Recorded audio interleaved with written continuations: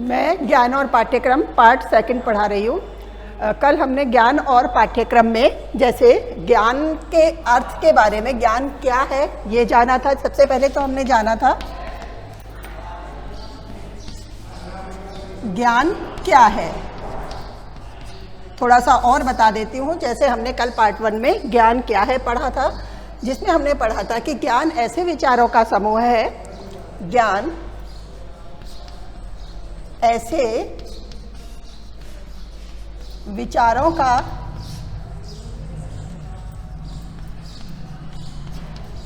समूह है जो किसी भी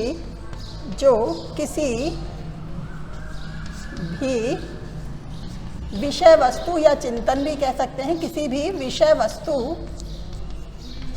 की वास्तविक प्रकृति के अनुरूप हो या अनुसार हो, प्रकृति के अनुरूप हो या अनुसार हो। जैसे ज्ञान किसी भी विषय वस्तु जो वास्तविक रूप में है, जो यथार्थ रूप में है, उसकी जानकारी होना क्या है? ज्ञान है। किसी भी क्षेत्र में किसी भी प्रकार का अनुभव होना भी ज्ञान है। ये सारी चीज़ें मैंने विस्तार से पार्ट 1 में आपको पढ़ाई थी। इसके अलावा भी हमने और पढ़ा था, जैसे ज्ञान का अर्थ क्या है ना। थोड़ा थोड़ा सा बता रही हूँ जो हमने पहले पढ़ा है, फिर उससे आगे पढ़ेंगे। ज्ञान का अर्थ वैसे विस्तृत रूप में हमने समझ ही लिया था कि ज्ञान का क्या अर्थ है, और जो हमें शाब्दिक रूप से भी इसे बताना होता है कि हमारा जो ये ज्ञान है ये किस धातु से उत्पन्न हुआ है, किस धातु से इसकी उत्पत्ति हुई है। ज्ञ धातु है जिससे ज्ञान शब्द की उत्पत्ति हुई है। वैसे भी सीधे तरीके से भी हम जानते हैं, नॉर्मली भी बात करते हैं सामान्य रूप से भी, कि किसके पास कितना ज्ञान है। ज्ञान होना अर्थात क्या जानता है वो, किसी विषय वस्तु के बारे में, किसी पदार्थ के बारे में, किसी व्यक्ति के बारे में, किसी क्षेत्र के बारे में, या किसी चिकित्सा, विज्ञान, दर्शन, बहुत सारी चीज़ें हैं। सभी के क्षेत्र में किसी न किसी प्रकार की जानकारी रखना, किसी न किसी प्रकार का उस क्षेत्र से संबंधित अनुभव होना, ये सब क्या है? ज्ञान है। तो इसी तरह से इस ज्ञ धातु के कई अर्थ लिए गए हैं। जो ये एक धातु है ज्ञ, इसके इसी आधार पर कई अर्थ लिए गए हैं। जैसे उस दिन भी मैंने आपको बताया था, थोड़ा फिर बता देती हूँ। ज्ञ धातु से अर्थ लिया है एक तो जानना, दूसरा अर्थ हमने लिया था अनुभव, और अर्थ ले लिया हमने बोध, और अर्थ ले लिया हमने, जैसे बोध को समझ भी कहते हैं, साक्षात अनुभव को साक्षात अनुभव भी लिख देंगे। साक्षात अनुभव, जैसे कि प्रत्यक्ष अनुभव लेते हैं तो उसे भी कह देंगे, इसलिए साक्षात अनुभव भी लिख देते हैं। और अंतिम जैसे जो अर्थ है, जैसे मैंने बताया था कि ज्ञान से हमारा अंतर मन भी प्रकाशित होता है। किसी ना किसी प्रकार से हमें ज्ञान से हम एक तरह से हमारा मन है वो प्रकाशमान होता है। किसी चीज़ को हम जान गए हैं, उस क्षेत्र से हमारा जो दृष्टिकोण है वो विकसित हुआ है। तो इसी प्रकार से अंतर मन के प्रकाशित होने के माध्यम से ही इस ज्ञ धातु का एक अर्थ प्रकाश भी लिया जाता है। तो ये सब चीज़ें मैंने विस्तार से आपको उस दिन समझा दी थी कि जानना, साक्षात अनुभव, बोध या समझ या प्रकाश, ये सब ज्ञान के अर्थ लिए जाते हैं।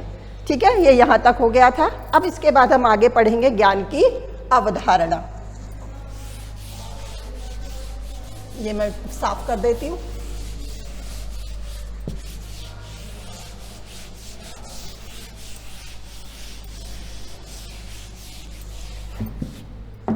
जैसे आगे जो हम तीसरा टॉपिक पढ़ रहे हैं, हम ज्ञान की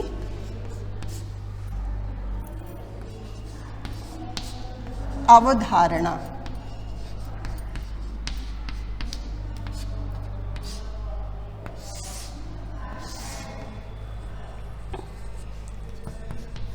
अब इसमें जैसे हमने ज्ञान ठीक प्रकार से भली भांति समझ लिया है, इसी तरह से भाई अर्थ क्या होता है, उससे संबंधित किसी ना किसी प्रकार से उसकी जानकारी। इसी तरह से अब हम इसे भी समझेंगे कि अवधारणा क्या है। अवधारणा से अर्थ ये है किसी ना किसी प्रकार का दृष्टिकोण, विचार, जैसे ऐसे विचार जो किसी के बारे में हम उन विचारों को मान लेते हैं कि ये वास्तविक चीज़ें इस तरह की हो सकती है। तो इस प्रकार के विचारों का समूह, इस प्रकार का दृष्टिकोण है, वो क्या है, अवधारणा है। कि मानो किसी न किसी क्षेत्र से हम मान रहे हैं, जान रहे हैं किसी एक तरह से ऐसे विचार जो किसी भी कोई भी क्षेत्र है, कोई भी क्षेत्र है, उससे संबंधित हमारी ये धारणा, हमारी ये सोच विकसित होती है कि ये इस प्रकार का है, इसकी आकृति ऐसी है, या इसकी कुछ विशेषताएं हैं वो इस प्रकार की हैं। तो इस प्रकार से हम अवधारणा का आशय किस तरह से लेते हैं कि मानो एक विचार है जो किसी न किसी आकृति से संबंधित है, जो विशेष परिस्थितियों में विकसित होता है। तो इस तरह से विशेष परिस्थितियों में विकसित होने वाला एक विचार जो किसी न किसी आकृति से संबंधित है, या किसी न किसी विचारधारा, किसी न किसी कोई भी चीज़ को, हम जिस चीज़ को, जिस विषय वस्तु को पढ़ रहे हैं उससे संबंधित वह विचार है, दृष्टिकोण है, जो उससे संबंधित किसी विशेष परिस्थितियों में आकृति से संबंधित विकसित होता है। ऐसे सारे विचार क्या कहलाते हैं, अवधारणा कहलाते हैं। कि जैसे अब ज्ञान से संबंधित जो सारे विचार हैं, ज्ञान से संबंधित सभी विचार हैं। अब ज्ञान की क्या आकृति हो सकती है, क्या विशेषताएं हो सकती हैं, अब आकृति तो नहीं है, विशेषताएं हैं, एक विचार है, एक समझ है, एक जैसे हमने अभी सारे अर्थ लिखे थे, अनुभव है, प्रकाश है, जानना है, बोध है। तो ये सब क्या है, ये इसके अर्थ होने के साथ फिर इसके दृष्टिकोण को और विकसित करते हैं, इसके विचारों को और बढ़ाते हैं कि किस प्रकार विशेष परिस्थितियों में ज्ञान के और क्या क्या विचार हो सकते हैं और किस तरह से इसको समझाया जा सकता है। तो वो सब चीज़ें क्या आ गई, इसमें आ गई अवधारणा में। अब इससे संबंधित अवधारणाएं भी जैसे हम दो तरह से कर सकते हैं। एक तो अवधारणा सामान्य अवधारणा हो सकती है, जैसे कहें अवधारणा, इस सामान्य अवधारणा में हम ज्ञान की बात करें तो ज्ञान प्राप्त करना एक सामान्य काम है, ज़्यादा जटिल नहीं है सामान्य अवधारणा के अनुसार। क्यों नहीं है, क्योंकि ज्ञान का क्षेत्र व्यापक भी है, विस्तृत भी है, लेकिन हम जब सामान्य रूप से बात करते हैं तो जो दिनचर्या के जो सामान्य कार्य हैं, जैसे मान लो हम खाना भी खाते हैं, दैनिक दिन के कई काम करते हैं जो कि नॉर्मल सामान्य हैं, सभी व्यक्ति करते हैं, श्वास लेते हैं, खाना खाते हैं, स्नान करते हैं, या और कुछ कार्य हैं जो हमारे डेली रूटीन से जुड़े हुए हैं, वो सभी हम कार्य करते हैं। और उन कार्यों को करने के लिए वो ज्ञान है या वो सामान्य जानकारी है जो स्वतः ही सभी व्यक्तियों के पास होती है और सभी व्यक्ति उसे आसानी से सामान्य रूप से कर पाते हैं। तो वो तो क्या हो गई, वो भी है तो क्या ज्ञान है। क्योंकि हम मान लो खाना बना रहे हैं तो खाना बनाने के भी कई सारे अलग अलग नियम हो सकते हैं, लेकिन हम क्योंकि वो प्रतिदिन कर रहे हैं और हमारे घर से संबंधित, हमारी संस्कृति से संबंधित किस प्रकार का खाना बनाया जा रहा है, लेकिन वो हम प्रारंभ से ही देखते आ रहे हैं, सीख रहे हैं, तो वो सामान्य नियम हो गई। इस तरह से जो अपने से जुड़े हुए हैं, ये नहीं कि खाना बनाना सबके लिए आसान काम है तो सबके लिए सामान्य अवधारणा हो गई, नहीं, जो जिसके लिए सामान्य रूप से वो जिस चीज़ को ज़्यादातर सीखता चला आ रहा है तो वो सामान्य ज्ञान हो गया उसके लिए कि वो आसानी से उसे कर रहा है। जैसे श्वास लेने वाली बात है जो आसानी से सभी कर रहे हैं और सभी के लिए करने का कार्य ये ऑटोमेटिक सब सीखे सिखाए ही हैं एक तरह से। तो इस तरह के और भी कई एग्जाम्पल हो सकते हैं कि जो सामान्य ज्ञान है जो हमें स्वतः आराम से, जिसके लिए हमें कोई विशेष प्रयास नहीं करना पड़ा, हमने आराम से सीख लिया है, वो सब क्या है, सामान्य ज्ञान की श्रेणी में आ जाएगा। तो वो तो सारी क्या हो जाएगी, इसकी सामान्य अवधारणा। इसी तरह से फिर इसके दूसरे पार्ट में हम रख देते हैं, जैसे कि मानो विशिष्ट अवधारणा। विशिष्ट अवधारणा, अब विशिष्ट अवधारणा में हम कैसे बात करेंगे, क्योंकि ज्ञान का क्षेत्र क्या है, बहुत व्यापक है। ज्ञान एक सामान्य सी वस्तु नहीं है, हम देखें तो बहुत विस्तृत है, बहुत व्यापक है, क्योंकि ज्ञान की कोई सीमा नहीं होती। जैसे हम एक शिक्षा की बात करते हैं कि शिक्षा भी क्या है, जैसे अब तक आपने पढ़ ही लिया होगा, क्योंकि हमारी क्लास कौन सी है, ये सेकेंड ईयर है। फर्स्ट ईयर में भी हमने एजुकेशन को, शिक्षा को पढ़ा है, किस तरह से शिक्षा जैसे अंतर्मन को प्रकाशित करती है, आंतरिक जो शक्तियाँ हैं उन्हें बाहर लाने का प्रयास करती है। और हम उसमें ये भी पढ़ते हैं कि शिक्षा केवल क्लासरूम तक ही सीमित नहीं है, विद्यालय तक सीमित नहीं है, यहाँ तक कि वो केवल पढ़ाई के स्तर के खत्म होने तक भी सीमित नहीं है, वो आजीवन चलती रहती है। क्योंकि शिक्षा से अर्थ क्या है? सीखना, जो हम अब तक पढ़ते आए हैं, सीखना है। और सीखना केवल विद्यालय के स्तर पर ही नहीं होता है, हम जीवन के किसी भी क्षेत्र में किसी भी अनुभव के माध्यम से किसी ना किसी प्रकार की शिक्षा, किसी ना किसी प्रकार की कहीं सीख हम लेते रहते हैं। जीवन में कहीं ना कहीं हमारे किसी ना किसी प्रकार से कोई ना कोई अनुभव हमसे जुड़ता रहता है और उससे किसी ना किसी प्रकार की शिक्षा हमें मिलती रहती है। अर्थात शिक्षा कैसी प्रक्रिया हो गई? ये जो शिक्षा है आजीवन चलने वाली प्रक्रिया है। कैसी प्रक्रिया है? आजीवन चलने वाली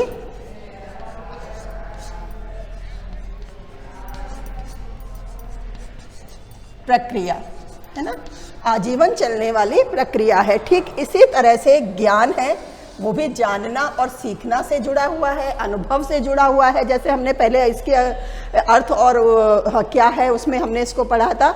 तो अनुभव भी क्या है? हमें जीवन में हमेशा होते रहते हैं, विशिष्ट अनुभव भी होते हैं, सामान्य अनुभव भी होते हैं। लेकिन चूंकि ज्ञान का क्षेत्र कैसा है? बहुत व्यापक भी है। क्योंकि जैसे अभी मैंने सामान्य ज्ञान की बात की, उसमें हमने सामान्य चीज़ें सीखी, जैसे सामान्य ज्ञान है तो वो तो हमें आसानी से सभी को प्राप्त होता रहता है। लेकिन जब विशिष्ट अवधारणा की बात करते हैं तो विशिष्ट क्षेत्र भी ज्ञान से जुड़ जाते हैं। तो इन विशिष्ट क्षेत्रों में जैसे मानो हमने किसी विषय विशेष में हमने कुछ ज्ञान लिया है, विशेष उपाधियां ली हैं, तो वो सामान्य रूप से प्राप्त नहीं होंगी। उसके लिए हमें किसी न किसी विशेष प्रयास की आवश्यकता होगी। जैसे दर्शन के क्षेत्र में दार्शनिक हैं तो विशिष्ट रूप से वो अध्ययन करते हैं अपने दर्शन का, अपने तर्क का, अपने आत्मा, ईश्वर, प्रकृति जिससे संबंधित उनका क्षेत्र है। ऐसे ही किसी चिकित्सक की बात करें तो चिकित्सा के क्षेत्र में उन्हें किस क्षेत्र का विशिष्ट ज्ञान प्राप्त करना है, वो भी क्या है? ज्ञान है। तो उसी दृष्टि से उन्हें विशेष प्रयास की आवश्यकता होती है। ठीक इसी प्रकार से और कई और उदाहरण हो सकते हैं, क्योंकि सभी क्षेत्रों का सभी क्षेत्र से संबंधित अलग अलग ज्ञान होता है और उनमें विशेष प्रयास की आवश्यकता होती है। इसीलिए ज्ञान की विशिष्ट अवधारणा में इस विशिष्ट और व्यापक ज्ञान को रखा गया है। विशिष्ट और व्यापक ज्ञान, ठीक है। तो इस तरह का जो विशिष्ट और व्यापक ज्ञान है ये किस प्रकार से प्राप्त होता है? हमें इसके लिए विशेष प्रयास की आवश्यकता होती है। किसी न किसी विशेष प्रयास से ये प्राप्त होता है, ठीक है। तो ये अवधारणा हो गई दोनों आपकी, सामान्य अवधारणा, ठीक है, और ये दूसरी है आपकी विशिष्ट अवधारणा। दोनों अवधारणाएं हैं जो क्लियर हो गई हैं, ठीक है। तो इस तरह से हमने ये दोनों अवधारणाएं पढ़ ली। तो ये तो क्या हो गई? ज्ञान की अवधारणा। अब हम आगे और पढ़ेंगे ज्ञान के प्रकार, ठीक है। तो ज्ञान के प्रकार भी इसी पर आधारित हैं।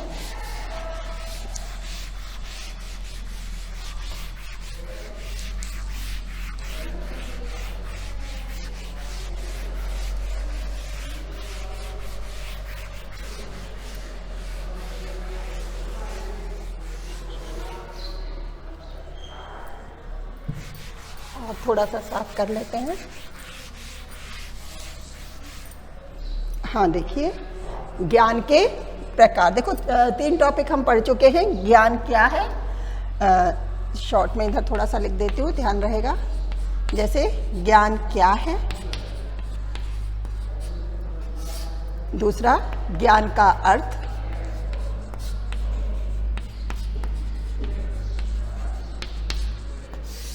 तीसरा हमने पढ़ ली ज्ञान की अवधारणा।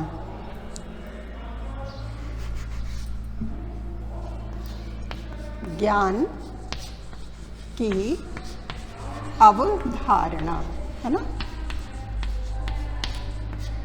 ये 3 टॉपिक हमारे क्लियर हो गए, ठीक है। अब हम पढ़ रहे हैं ज्ञान के प्रकार। ज्ञान के प्रकार, ठीक है। जैसे मैंने अवधारणा में अभी बात की थी, दो तरह की हमने अवधारणाएं इसमें पढ़ी हैं, सामान्य अवधारणा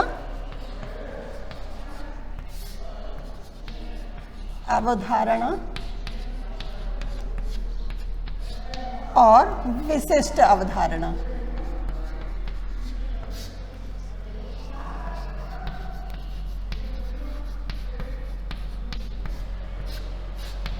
इसी तरह से इन्हीं अवधारणाओं के आधार पर ज्ञान के प्रकारों को भी इसी तरह से इन दो प्रकारों में विभाजित किया गया है। पहला ज्ञान है सामान्य ज्ञान,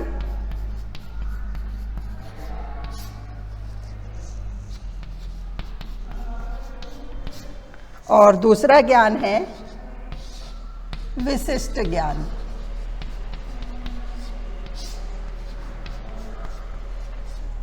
ठीक है, तो इनके प्रकार भी लगभग अर्थ भी इन्हीं के आधार पर डिपेंड करेंगे, जैसा कि अभी मैंने आपको समझाया है। सामान्य ज्ञान और विशिष्ट ज्ञान सामान्य अवधारणा और विशिष्ट अवधारणा पर ही आधारित हैं। जैसे कि सामान्य ज्ञान में अभी हमने बात की कि जो सामान्य कार्य हैं जिनको हम आसानी से कर सकते हैं वो सब सामान्य कार्य में आ जाएंगे। कि जैसे मानो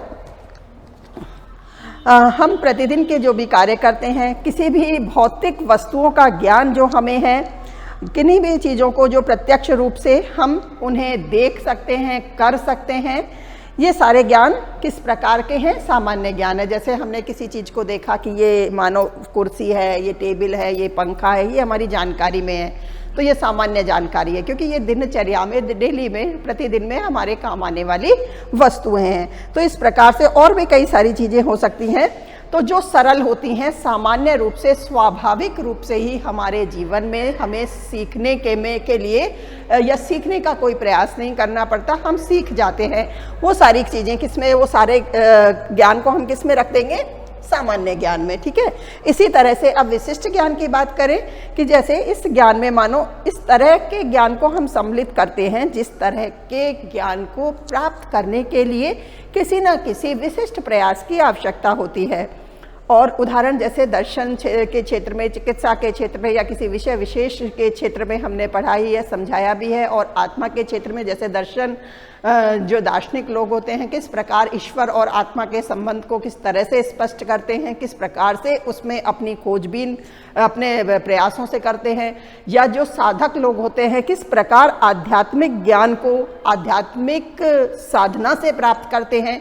तो वो केवल विशिष्ट साधुओं के लिए, विशिष्ट व्यक्तियों के लिए ही संभव हो पाता है। प्रत्येक सामान्य व्यक्ति उस विशिष्ट ज्ञान को, उस आध्यात्मिक ज्ञान को, जैसे जगत को आध्यात्मिकता से जोड़ते हैं, तो उस आध्यात्मिकता का ज्ञान सामान्य व्यक्ति को प्राप्त नहीं हो सकता। जैसे हम महावीर स्वामी, बुद्ध, महात्मा बुद्ध है, इनकी बात करें तो किस प्रकार से इन्होंने अपने संसार से विरक्त होकर या किस तरह से अपने जीवन में विशेष प्रयास करके उस सत्य के ज्ञान को प्राप्त किया था। जो आध्यात्मिक ज्ञान की प्राप्ति इन्होंने की है वो किस प्रकार से की है।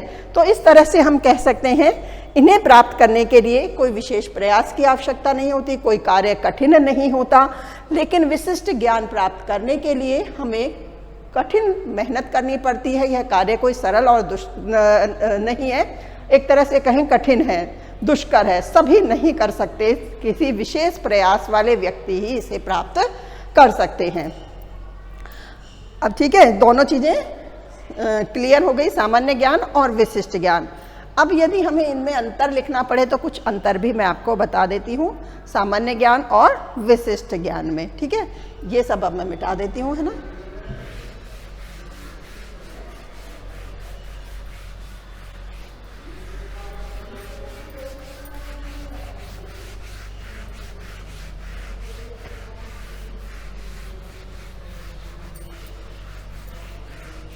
अब अंतर लिखेंगे तो प्रारंभ से ही लिख लेंगे। थोड़े से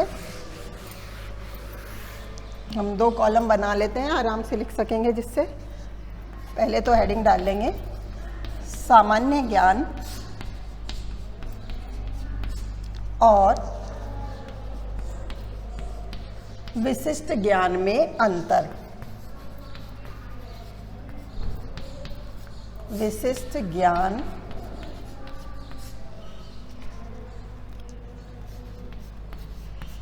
में अंतर, ज्ञान और विशिष्ट ज्ञान में अंतर। ठीक है,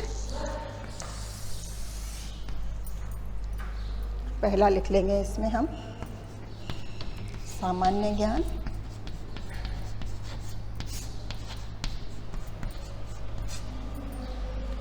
और दूसरा जो है हम बीच में डिवाइडेशन कर देंगे, विशिष्ट ज्ञान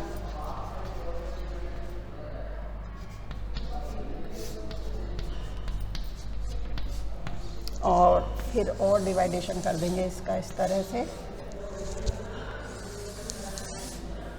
ठीक है, अब इनके जो अंतर हैं वो हम एक एक करके लिखते चलेंगे। ठीक है, सबसे पहले जैसे हम लिखेंगे सामान्य ज्ञान में जो इसकी विशेषताएं हैं, जो इनको दोनों को एक दूसरे से अलग करती हैं, इस तरह की जो भी बातें हैं वो हम इसमें लिखते चलेंगे। जैसे मानो इस ज्ञान का संबंध भौतिक जगत से होता है जिसमें हम जीवन यापन करते हैं। जो सामान्य ज्ञान है, इस ज्ञान का संबंध, इस ज्ञान का संबंध भौतिक जगत से होता है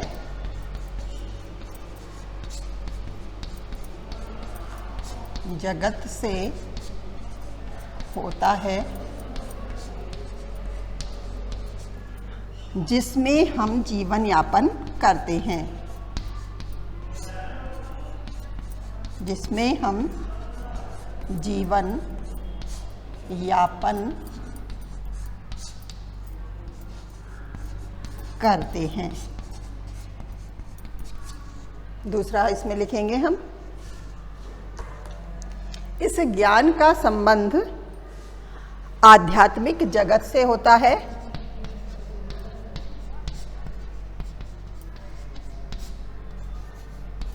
इस ज्ञान का, अब जैसे अंतर करने के लिए कुछ आधार लिए गए हैं, हालांकि थोड़ा सा और भी जो मैंने अभी आपको समझाया था दूसरे और भी विशिष्ट ज्ञान हैं, लेकिन कुछ अंतर करने के लिए थोड़ी थोड़ी सी बातों का आधार लिया गया है ना, तो ये ध्यान रखना है। इस ज्ञान का संबंध आध्यात्मिक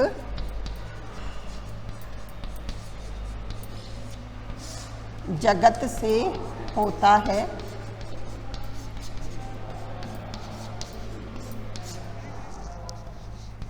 यहाँ पे दो नहीं एक ही नंबर डालना है ना, आध्यात्मिक जगत से होता है जिसकी हम कल्पना करते हैं,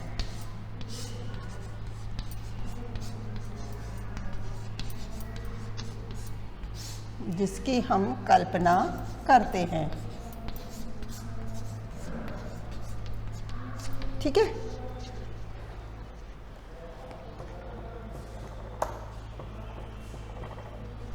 अब इस आध्यात्मिकता के आधार पर ही दूसरा अंतर भी है। जैसे इस ज्ञान को हम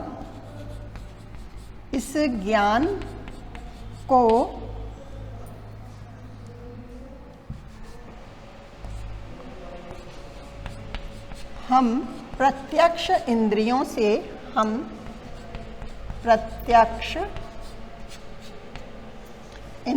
से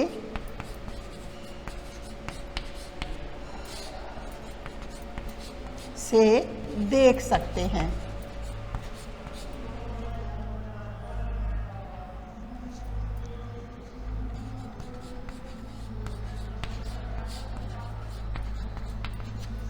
अब क्योंकि ये इस तरह से संबंधित है, इससे जुड़ा है, तो इसे हम प्रत्यक्ष इंद्रियों से देख पाने में सक्षम नहीं हो सकते, केवल इसे अनुभव कर सकते हैं ना। इस ज्ञान को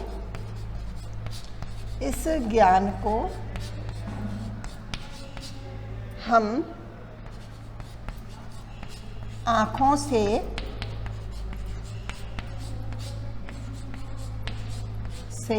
नहीं देख सकते,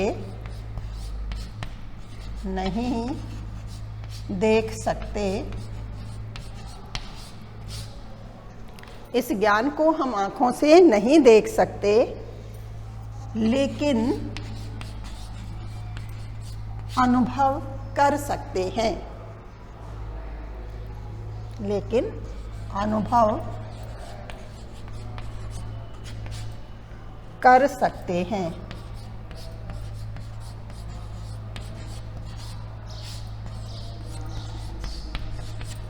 ठीक है, दो तो ये हो गए हैं। अब इनको साफ कर देती हूँ, थोड़ा आगे लिख लेंगे ना, जैसे यदि आप उतारना चाहें उतार भी लेंगे।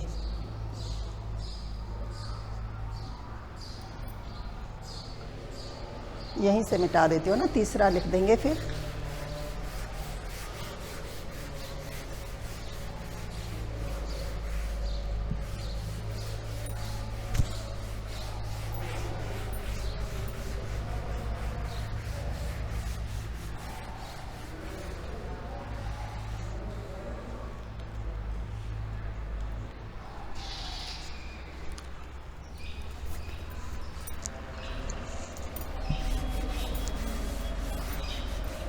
जैसे इस ज्ञान का संबंध, तीसरा नंबर डालेंगे, इस ज्ञान का संबंध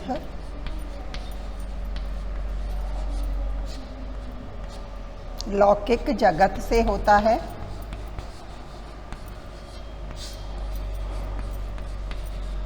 लौकिक जगत से होता है,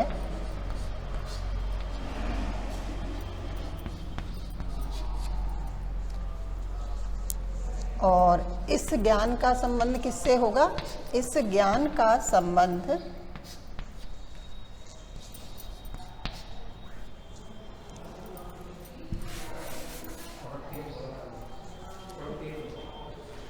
इस ज्ञान का संबंध पारलौकिक जगत से होता है, पारलौकिक जगत से होता है।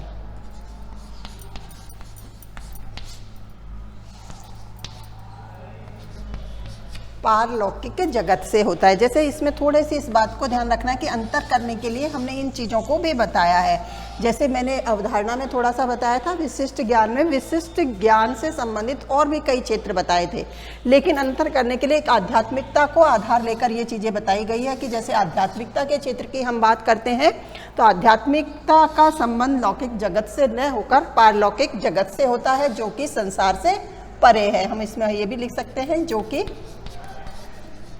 संसार से परे है।